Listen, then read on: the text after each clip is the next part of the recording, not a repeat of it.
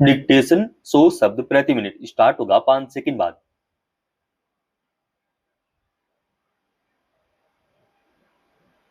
Start. Bharat में rail सेवा आर्थिक विकास के साथ साथ आम लोगों के सफर को आसान और सुगम बनाने की जीवन रेखा मानी जाती है। लंबी यात्रा के लिए रेलगाड़ियां ही एकमात्र किफायती साधन है। देश में रेल नेटवर्क के विस्तार और आधुनिकीकरण को लेकर एक तरफ सरकार की ओर से नई नई घोषणाएं और दावे किए जाते हैं, तो दूसरी ओर रेलगाड़ियों में मूलभूत सुविधाओं का अभाव जस का तस बना हुआ है। इसका अंदाजा इसी बात से लगाया जा सकता है कि रेलगाड़ियों में साफ सफाई की माकूल व्यवस्था न होने की शिकायतें लगातार बढ़ रही है।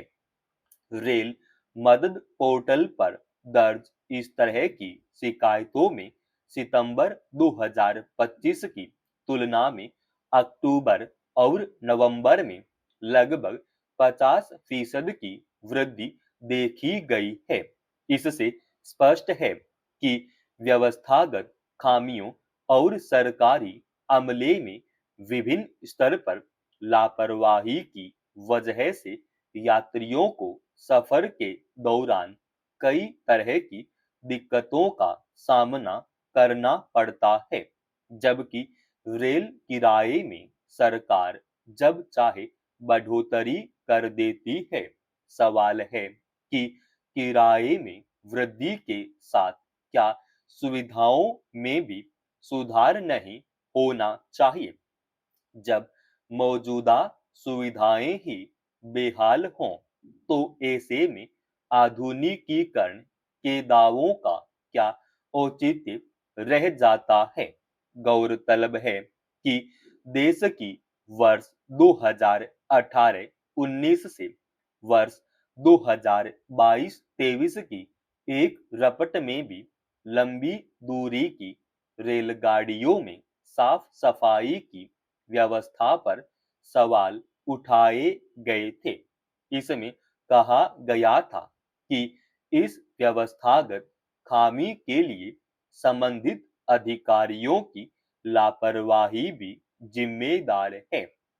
इसके अलावा साफ सफाई से जुड़े रेल कर्मियों का अभाव और इस कार्य के लिए साजो सामान की कमी की ओर भी इशारा किया गया था। हालांकि रेलवे ने कुछ खास स्टेशनों पर रेलगाड़ियों के शौचालय, दरवाजे और कुछ अन्य हिस्सों की सफाई मशीनों से करने की योजना लागू की है। इसके बावजूद व्यवस्था में अपेक्षाजनक सुधार नजर नहीं आता है। रेलवे मंत्रालय की ओर से साझा किए गए आंकड़ों के अनुसार रेल मदद पोर्टल पर सितंबर 2025 में चादर और कंबल से संबंधित 8,758 शिकायतें मिली थी, जो अक्टूबर में बढ़कर 13,406 और नवंबर में 13,196 हो गई। इसी तरह डिब्बों की स्वच्छता से जुड़ी शिकायतें सितंबर 2025 में 24,758 थी, जो अक्टूबर में बढ़कर 33,804 और नवंबर में 36,673 हो गई।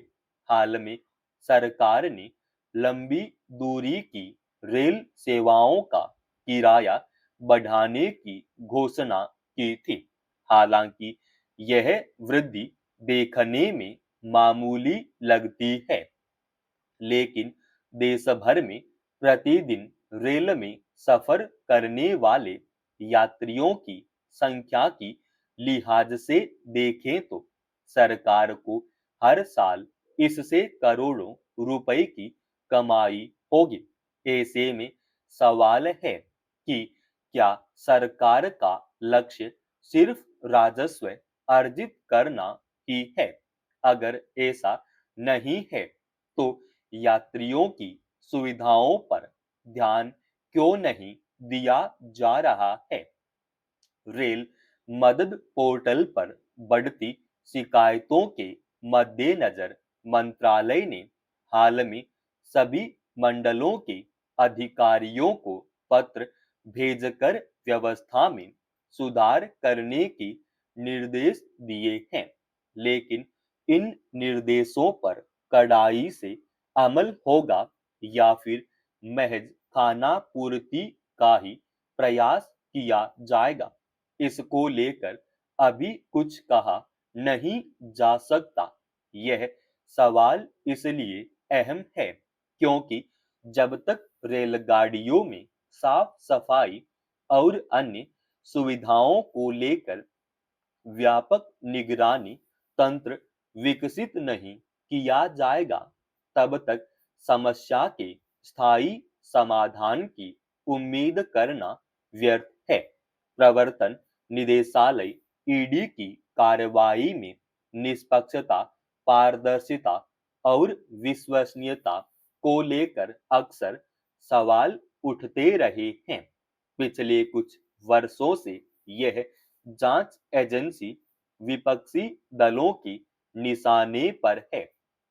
सर्वोच्च अदालत भी इसी ईडी की कार्यप्रणाली पर असंतोष जाहिर कर चुकी है, मगर गुरुवार को पश्चिम बंगाल के कोलकाता में जो घटना हुई, उसमें न केवल ईडी बल्कि राज्य सरकार भी सवालों के घेरे में है। केंद्रीय एजेंसी की ओर से एक राजनीतिक परामर्श फर्म के दफ्तर पर छापे के दौरान खुद मुख्यमंत्री ममता बनर्जी का वहां पहुंचकर हस्तक्षेप करना निसंदेह कई सवाल खड़े करता है।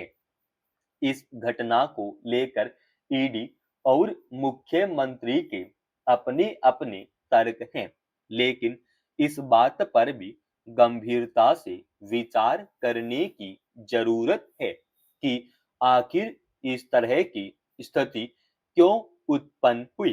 केंद्र में सत्तारूढ़ भाजपा जहां जांच एजेंसी की इस कार्रवाई को कानून के दायरे में बता रही है, वहीं तृणमूल कांग्रेस का आरोप है कि यह सब राजनीति से प्रेरित है।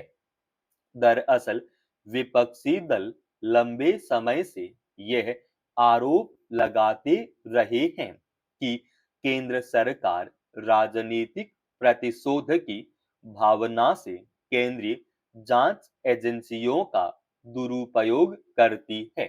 खासकर ईडी की कार्य प्रणाली को लेकर कई तरह के सवाल उठाए जाते रहे हैं। ऐसे में जांच एजेंसी का भी यह कर्तव्य है कि वह खुद पर लगे आरोपों का विश्लेषण करे और ऐसे हालात पैदा न होने दे कि उसकी किसी कार्रवाई पर सवाल उठे। कोलकाता में छापे के बाद दोनों पक्षों के बीच जिस तरह से आरोप प्रत्यारोप का दौर शुरू हुआ, वह लोकतंत्र के लिए शुभ संकेत नहीं है। तृणमूल कांग्रेस ने ईडी की इस कार्रवाई के खिलाफ कलकत्ता उच्च न्यायालय में याचिका दायर की है। तृणमूल कांग्रेस का आरोप है कि ईडी के छापे में पार्टी से जुड़े दस्तावेज के साथ विधानसभा चुनाव में उम्मीदवारों की सूची जब्त कर ली गई, मगर इस बात पर भी गंभीरता से विचार करने की जरूरत है कि क्या कोई मुख्यमंत्री या मंत्री किसी केंद्रीय जांच एजेंसी की कार्रवाई में इस तरह सीधे हस्तक्षेप कर सकता है। इस तरह के टकराव में बचने के रास्ते तलाशने होंगे। समाप्त। दोस्तों, रोजाना ऐसे एडवांस डिक्टेशन के लिए चैनल को आप अभी सब्सक्राइब कीजिएगा और आज के इस डिक्टेशन का पीडीएफ फाइल हमने हमारे Telegram channel study with HP Swami पे डाल दी है, जिसका लिंक इसी वीडियो की डिस्क्रिप्शन में डाल रखा है।